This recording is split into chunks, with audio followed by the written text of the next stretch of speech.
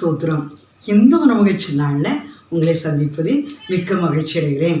கர்த்தருடைய கிருபையினால் கர்த்தர் இந்த மாதம் முழுவதும் உங்களையும் என்னையும் அவர் கிருபையாக என்ன செஞ்சுருக்காரு, நடத்தி வந்திருக்கிறார். அதனால் நீங்கள் நல்லா இருப்பீங்கன்னு சொல்லி கர்த்தருக்குள்ளே விசுவாசிக்கிறேன். கர்த்தர் எங்களை என்ன செய்கிறாரு, கிருபையாக நன்றாக வைத்திருக்கிறான். இந்த மகிழ்ச்சி நாளில் கர்த்தர் உங்களோடு ஒரு அருமையான வசனத்தின் மூலமாக உங்களை திருப்தி அடைய செய்ய போகிறான்.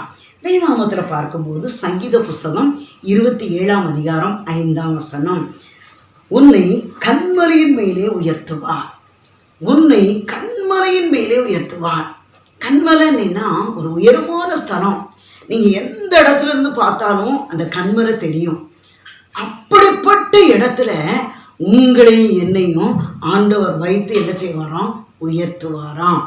அதே போல ஒரு கன்மலை எப்படி உயரமாக இருக்கிறதோ அதே போல உங்களுடைய வாழ்க்கையிலையும் என்னுடைய வாழ்க்கையும் அவர் உயர்ந்த இடத்துல வைப்பாராம்.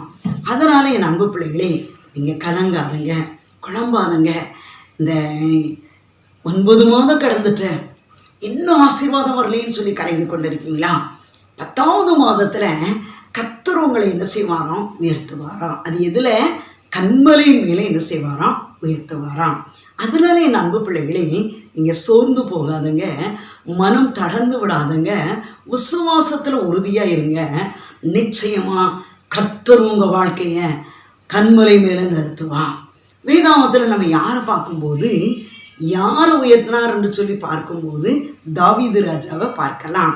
ஒருவேளை பெற்ற தகப்பனார் தாயார் அருமையான 8 சகோதரர்கள் கூட அற்பமாக தான் நினச்சாங்க. தாவீதை புறக்கணிக்கப்பட்டவர் போல தான் நினச்சாங்க. அதனால தான் அவர் ஆடு மேய்த்து கொண்டு இருக்கிறார். ஆனால் அந்த தாவீதை தான் ஆண்டவர் அபிஷேகத்து அவருக்குன்னு வேறு விருத்து ராஜாவா அபிஷேகித்தான். அப்போ ராஜாவா அபிஷேகம் பண்ணுவதற்கு தீர்க்கதரிசியாக சாமுவேல் அவருடைய வீட்டுக்கு கடந்து வந்திருக்கிறான்.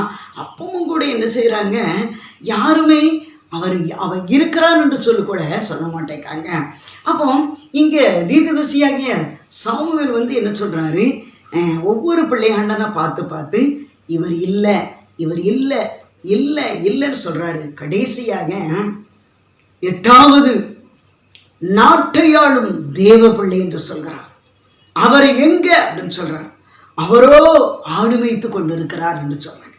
அவரை அழைத்து வாருங்கள் என்று சொல்கிறாங்க. அப்படி அந்த தீர்க்கதரிசி சொல்லும்போது அவர் அழைத்து வாராங்க. வரும்போது தான் அந்த தீர்க்கதரிசியாகிய சாமுவேல் தன் கையில் இருக்கிற தைல குப்பியை எடுத்து அந்த தாவீதின் மீது அவர் ஊற்றி அபிஷேகித்தார். அந்த அபிஷேகத்தினால தான் கர்த்தர் அவரை என்ன செஞ்சார், அரசனாய் மாற்றினார். ஆண்டவருக்கு பயந்து அவருடைய வார்த்தைக்கு கீழ்ப்படிந்து அவர் சத்தியத்தின்படி நடந்ததுனால தான் கர்த்தர் தாவீதை அரசனாக மாற்றினார். அபிஷேகம் பண்ணப்பட்ட தாவீதை கர்த்தர் என்ன செஞ்சார், விருத்தியடைய செய்தார். நாளுக்கு நாள் விருத்தியடைய செய்தார். இந்த நாளில் நீங்கள் உங்கள் வாழ்க்கையிலையும் உங்களையும் ஆண்டவர் கன்மலை மேலே நிறுத்தி உங்களையும் சரியிருப்பெல்லாம் மாற்றி உங்களை ஆடு மேய்த்து கொண்டிருந்த அந்த தாவீதை கர்த்தர் எப்படி அரசனா மாற்றினாரோ அதே போல இன்னைக்கு ஏதோ ஒரு சிறுமையான வேலையில இருந்து கொண்டு இருக்கீங்களா, ஏழ்மையான வேலையில கொண்டு இருந்திருக்கீங்களா, அற்பமா எண்ணப்பட்டு இருக்கிறீங்களா, ஆகாதென்று தள்ளப்பட்ட நிலையில இருக்கிறீங்களா, உங்களை ஆண்டவர் அரசனா மாற்ற போகிறான். உயர்ந்த அடைக்கலத்தில் வைக்க போகிறார். அது எப்படியா, கன்மலை மேலே உயர்ந்த அடைக்கலத்தில் வைக்க போகிறாராம். பயப்படாதீங்க, விசுவாசத்தோடு இருங்க. ஒருவேளை 9 மாதம் ஆயிற்று, ஒரு காரியம் நடக்கலை என்று சொல்லி கலங்கி கொண்டிருக்கீங்களா? வரப்போகிற 10ஆவது மாதத்தில் கர்த்தர் உங்களை உயர்ந்த அடைக்கலத்தில் வைக்க போகிறான். எந்த காரியங்கள் தடையாக இருக்கிறதோ அந்த காரியத்தெல்லாம் தடையெல்லாம் உடைத்து ஆண்டவரே கடந்து வந்து அவர் உயர்ந்த அடைக்கலத்தில் வைக்க போகிறார். உங்கள் குடும்பத்தை உயர்ந்த அடைக்கலத்தில் வைக்க போகிறார். உங்கள் பிள்ளைகளை உயர்ந்த அடைக்கலத்தில் வைக்க போகிறார். நீ எதிர்பார்த்து கொண்டு இருக்கிற ஆசீர்வாதத்தை சுதந்திரித்து கர்த்தர் உங்களை ஆசீர்வதிக்க போகிறான்.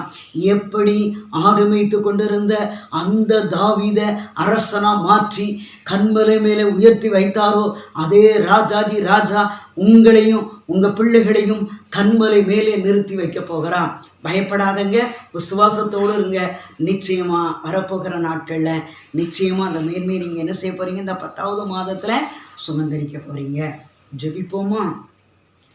கண்மலை மீது கால்கள் நிறுத்தினே, உன்னதங்களில் உட்காரச் செய்தி, உலையான சீற்றில் உழண்ட என்னையும்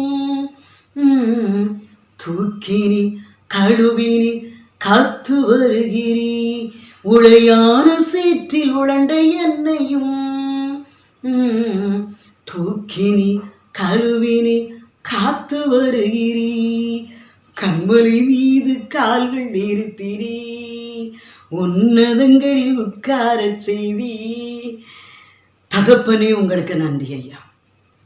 இந்த நிகழ்ச்சியை பார்த்து கொண்டு இருக்கிற மகளே, மகனே, நீங்க யாரா இருந்தாலும் குடும்பத்தாரால புறக்கணிக்கப்பட்டு இருக்கிறீங்களா, குடும்பத்தாரால தள்ளப்பட்டு இருக்கீங்களா, இவன் ஒன்றுக்கு உதவ மாட்டான், இவன் ஒன்றுக்கு உதவ மாட்டான், இவனுக்கு ஒரு காரியமும் வாய்க்கலையே, எதெடுத்தாலும் தோல்வி என்று சொல்லி துவண்டு கொண்டு இருக்கிறாளே என்று சொல்லி கலங்கி கொண்டு இருக்கிறீங்களா? என் அன்பு மகனே, மகளே, நீங்க யாரா இருந்தாலும் ஆண்டவரை நோக்கி பாருங்க. ஆண்டவர் எவரையும் புறக்கணியாத தேவன். எப்படி ஆடு மேய்த்து கொண்டிருந்த அந்த தாவீது அரசனா மாற்றினாரோ, அதே போல உங்களுடைய சிறையிருப்பை மாற்றி உங்களையும் மேன்மையாக வைக்க போகிறார். உங்களையும் கண்மலை மேலே நிறுத்த போகிறார். உங்களையும் ஒரு உயர்ந்த ஸ்தலத்துல நிறுத்த போகிறார். உங்களையும் ஒரு உயர்வான இடத்துல வைத்து உங்களை ஆசீர்வதிக்க போகிறார். பயப்படாதீர்கள். வியாதியை குறித்து கலங்கி கொண்டு இருக்கீங்களா? அந்த வியாதி படுக்கையை கர்த்தர் மாற்றுகிறார். ஒரு இமைப்பொழுதுல ஆண்டவரை நோக்கி பாருங்க. அவருடைய தழும்புனால உங்களை சுகமாக்க போகிறார். அவருடைய திரு ரத்தத்தால உங்க காலை மானின் கால்களை போல மாற்ற போகிறான். உங்களை மாற்றியும் உயர்ந்த ஸ்தலத்துல நிறுத்த போகிறான். உங்க கண்ணீரை ஆனந்த கழிப்பா மாற்றுகிறான். உங்க துக்கத்தை மாற்றுகிறான். கீழ்ப்படியாம இருக்கிற இந்த பிள்ளையால எனக்கு நிம்மதி இல்லைன்னு கலங்கி கொண்டு இருக்கீங்களா? கர்த்தர் நிச்சயமா அந்த மகளை ரட்சித்து தரப்போகிறான். நிச்சயமா அந்த மகனை ரட்சித்து அவர்களையும் குடும்பமா நிறுத்த போகிறான். இத்தனை ஆண்டு காலமாயும் கற்பையிலேன்னு கலங்கி கொண்டு இருக்கீங்களா? இந்த நாள்ல கற்பத்தை தந்து உங்களை ஆண்டவர் கண்மலை மேலே நிறுத்த போகிறா. உங்களோட குடும்பமாக நிறுத்த போகிறா. தொடர்ந்து வழி நடத்துங்க. பிள்ளைகளை ஆசீர்வதிங்க, பாதுகாத்து கொள்ளுங்க. பிள்ளைகளுடைய வாழ்க்கையில் ஒரு உயர்ந்த அடைக்கலத்தில் வைப்பீராக. கண்மலை மேலே நிறுத்தி உயர்ந்த அடைக்கலத்தில் வைப்பீராக. பெரிய காரியங்களை செய்யுங்க. இயேசுவின் நாமத்தில் ஜெபிக்கிறோம் ஜீவனுள்ள நல்ல பிதாவே. ஆமென்.